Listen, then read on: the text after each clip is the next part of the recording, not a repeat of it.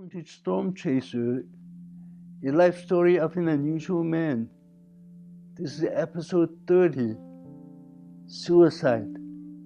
My name is John, and I'm from Anaheim, California.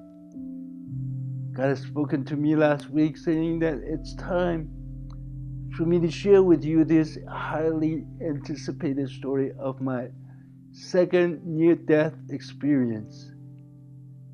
In previous episodes, I have mentioned that I was immigrated to America at the age of 19. I got baptized soon after that. Then my family began to face turmoil. My mom and dad were fighting verbally and physically with each other.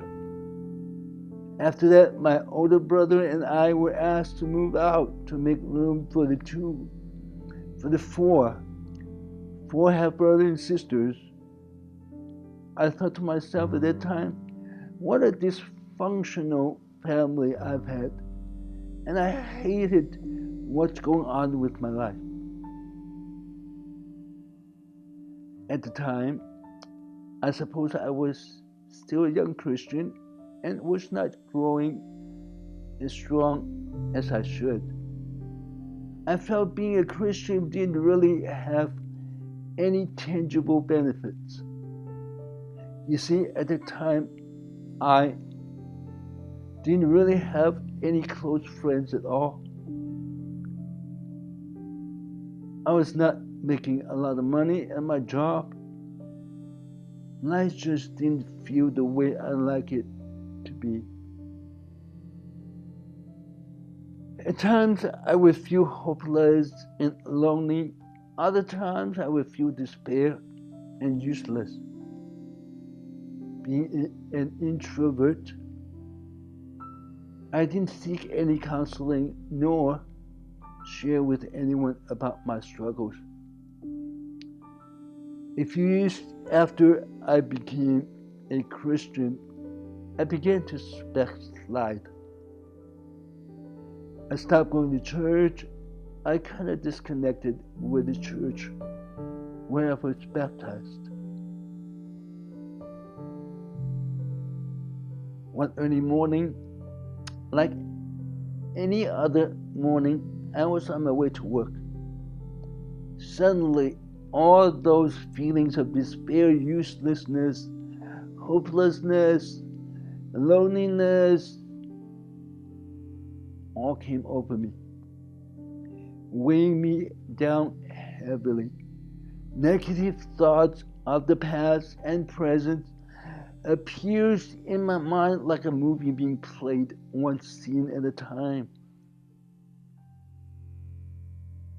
I thought about the time that I wished my dad were there with me in Hong Kong. I thought about being detained after I was caught shoplifting. I thought about stealing of the bicycles. I thought about the running away from home episode in Hong Kong. I thought about my mom's crying face after fighting with dad. I also thought about my dad's face when I was just about to punch him. I thought about, that's enough. Before I knew it, I drove past my workplace and I just kept driving. My heart was very heavy. I thought when I became a Christian, God would give me all those blessings mentioned in the Beatitudes. What happened? I didn't seem to see any of that. I thought God must be dead. I really had no good reason to live. At that moment, I felt I was all alone in this world. So I decided to visit several drugstores. I picked up only a couple packs of extra strength sleeping pills at each store to avoid drawing suspicion. I ended up with 25 pills. I continued to drive toward the mountain. During the drive, the movie kept on playing. Some scenes just repeated themselves over and over again. Then I came to the foot of the mountain. I decided to buy my last meal. Like those prisoners I saw on TV, where they would get anything they want to eat just before their execution. So at that time, I remember clearly that I ordered the biggest Burger King's Whopper. I also bought alcohol and planned to wash those burgers down. Also, I thought the alcohol would accelerate the effectiveness of the sleeping pills I planned to take.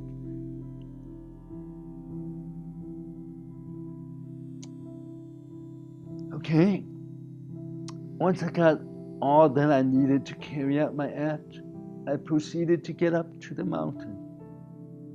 Suddenly, for some reason, I was at peace inside me, thinking within a few hours this movie would stop playing and all these feelings would be gone. About half an hour or so driving into the mountain, I spotted an area off the side of the road with trees all around. So I made my way as far inside as I can to hide from being seen from the main road. And then I stopped, I turned off the engine. I just sat there and thought about what else I needed to do before I go. After a while, I took out my notepad and a pen. I started writing individual letters to only 3 people. Who do you think these 3 people were?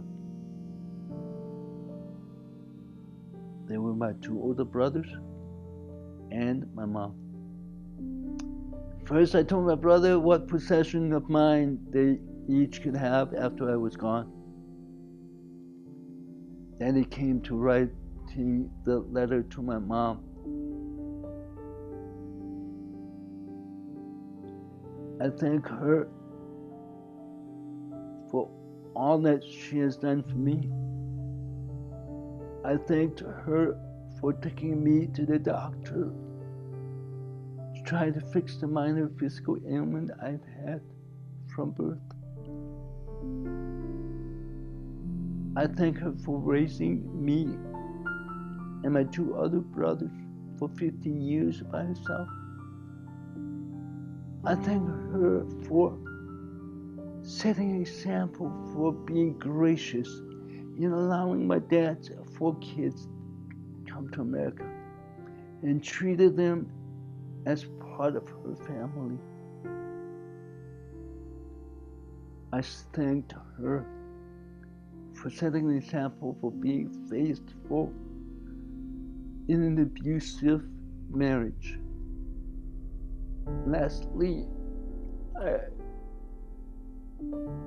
I apologize to her all the heartaches and headaches I had given her throughout my life.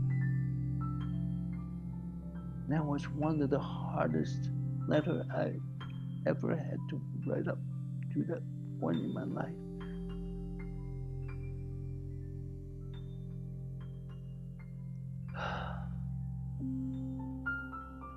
So I was done writing. I remember the sun was setting, and it's time for me to take actions. Oh, wait, the last meal. Yeah, let me eat my favorite burger first. I felt a little hungry because I hadn't eaten anything all day. I took my time and enjoyed my last meal. So, okay, time has come.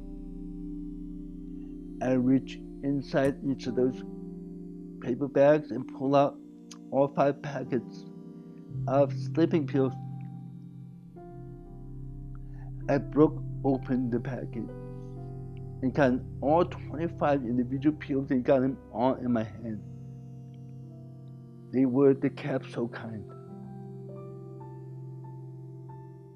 I stared at those pills while I was drinking my choice beverage.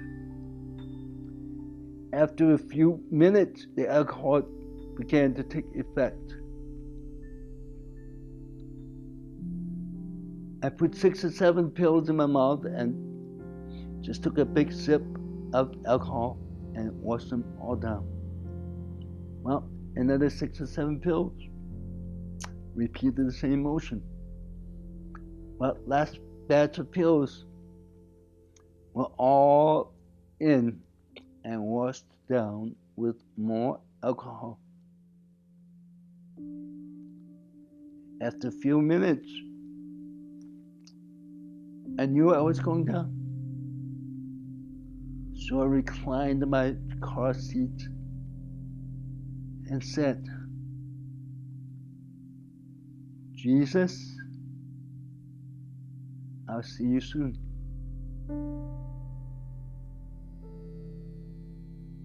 I passed out soon after that. It was dark outside, and I was 24 years old.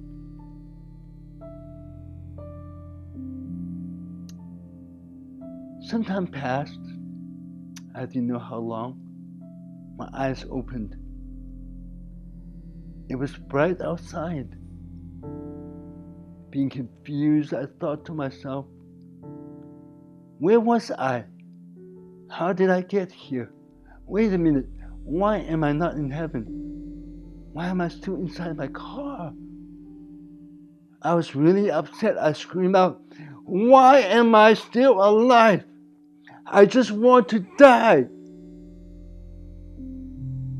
All of a sudden, I felt nauseated,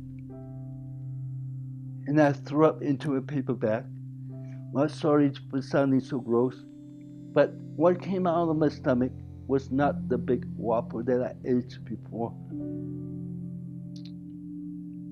It has been digested. But what came out were the sleeping pills that I had swallowed. What? Yes, I counted them. There were 18 whole pills with the capsules still intact and undissolved.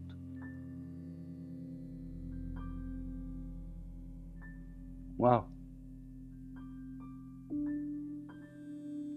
Then I looked at my watch, right, and realized that I was out for about 18 hours, stunned with unbelief. I was just sitting there for a while, wondering just what happened in the past 18 hours. I didn't have any out-of-body experience like hovering over my own body and go, look, that's me, dead. I didn't see any tunnel of bright lights or arriving to any pearly gates and be turned away. I was pounding at the car door and crying and yelling, why won't you let me come home? What am I supposed to do now? I don't like the life of mine right now. I waited and waited, but the answer never came that day. So after a while, I gave up and just drove home. I felt like it was one of the longest drives I've ever driven. I was thoroughly confused. Despite of not knowing God's higher plan for my life at that time, I did know that He has miraculously spared my life for a purpose. What was it? I didn't know. I just needed to trust Him. Ever since then, I never wanted to act out another suicide attempt, no matter how hard a situation I faced later on in life. I learned that God is God, and I'm not. He is the one who controls how long I will live. I just can't take life into my own hands, After this near-death experience, by God's grace, my life began to change. With promotion at the job, I've gone back to school and even gotten married. All those I've shared with you in episode 29. Looking back, it's been almost 40 years now since this incident happened. I can honestly say I have lived a very eventful life so far. I have lots of ups and downs along the way. I've gone through many storms, yet God has been faithful and has always seen me through. He was always there with me in those storms. It was during the pandemic year in 2020. God has revealed to me His ultimate purpose of my life. And His purpose for me was, and still is, to live, to tell my life story to people like you. Today, God answered the question why He spared my life when I attempted suicide at the age of 24. It is because today is the first time God has asked me to tell this suicide story to you. Besides a handful of people, you are the first to hear this story. Not even my closest loved ones have ever heard this emotional story before. I believe at least one of you viewers out there, God wants you to know that He loves you very much. He has a higher plan and purpose for your life. And you wouldn't know it at this time.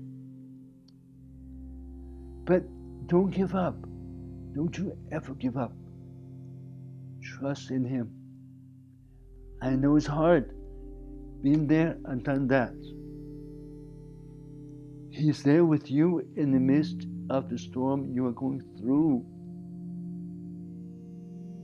Just like me. He will see you through and give you a better and more purposeful life.